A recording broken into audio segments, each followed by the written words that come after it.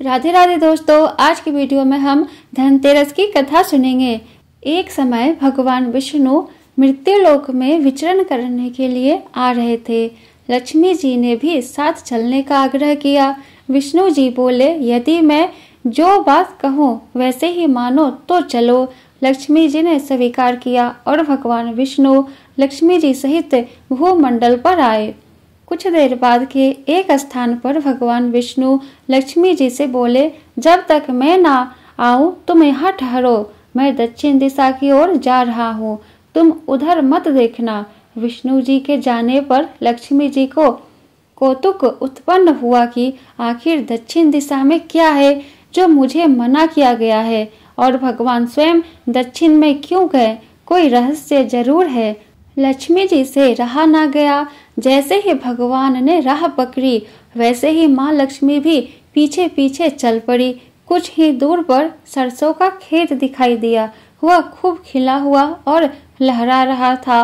वे उधर ही चली। सरसों की शोभा से वह मुग्ध हो गई और उसके फूल तोड़कर अपना श्रृंगार किया और आगे चली। आगे गन्ने का खेत लगा था। लक्ष्मी जी ने 4 गन्ने लिए और रस चूसने लगी। उसी क्षण विष्णु जी आए और यह देख लक्ष्मी जी पर नाराज होकर श्राप दिया, मैंने तुम्हें इधर आने को मना किया था पर तुम ना माने और यह किसान की चोरी का अपराध कर बैठी। अब तुम उस किसान की 12 वर्ष तक सेवा करो और इसे सजा के रूप में स्वीकार करो। ऐसा कहकर भगवान उन्हें छोड़कर क्षीर सागर चले गए। लक्ष्मी जी किसान के घर रहने लगी। वह किसान अति दरिद्र था। लक्ष्मी जी ने किसान की पत्नी से कहा कि तुम स्नान कर पहले इस मेरी बनाई देवी लक्ष्मी का पूजन करो, फिर रसोई बनाना, तुम जो मांगोगी मिलेगा। किसान की पत्नी ने लक्ष्मी जी के आदेशानुसार ही किया। पूजा के प्रभाव और माँ लक्ष्मी की कृपा से किसान का घर दूसरे ही दिन से अन्न धन रत्न स्वर्ण आदि से भर गया और लक्ष्मी जी से जगमग होने लगा। लक्ष्मी जी ने किसान को धन धान्य से पूर्ण कर दिया। किसान के 12 वर्ष बड़े आनंद से कट गए। 12 वर्ष के बाद लक्ष्मी जी जाने के लिए तैयार हुई। विष्णु जी लक्ष्मी जी को लेने आए तो किसान ने उन्हें भेजने से इनकार कर दिया। लक्ष्मी जी भी बिना किसान की मर्जी वहां से जाने को तैयार न थी। तब विष्णु जी ने एक चतुराई की। विष्णु जी जिस दिन लक्ष्मी को लेने आए थे उस दिन वारुणी पर्व था, इसलिए किसान को वारुणी पर्व का महत्व समझाते हुए भगवान ने कहा कि तुम परिवार सहित गंगा में जाकर स्नान करो और इन कौड़ियों को भी जल में छोड़ देना। जब तक तुम नहीं लौटोगे तब तक मैं लक्ष्मी को कहीं नहीं ले जाऊंगा। लक्ष्मी जी ने किसान को 4 कौड़ियां गंगा के देने को दी। किसान ने वैसा ही किया। वह सपरिवार गंगा स्नान करने के लिए चला। जैसे ही उसने गंगा में कौड़ियां डाली वैसे ही 4 हाथ गंगा में से निकले और वे कौड़ियां ले ली। तब किसान को आश्चर्य हुआ कि वह तो कोई देवी है। तब किसान ने गंगा जी से पूछा, हे माता, ये 4 भुजाएं किसकी है? गंगा जी बोली, हे किसान, वे चारों हाथ मेरे ही थे। तूने जो कौड़ियां भेंट दी है वे किसी की दी हुई है।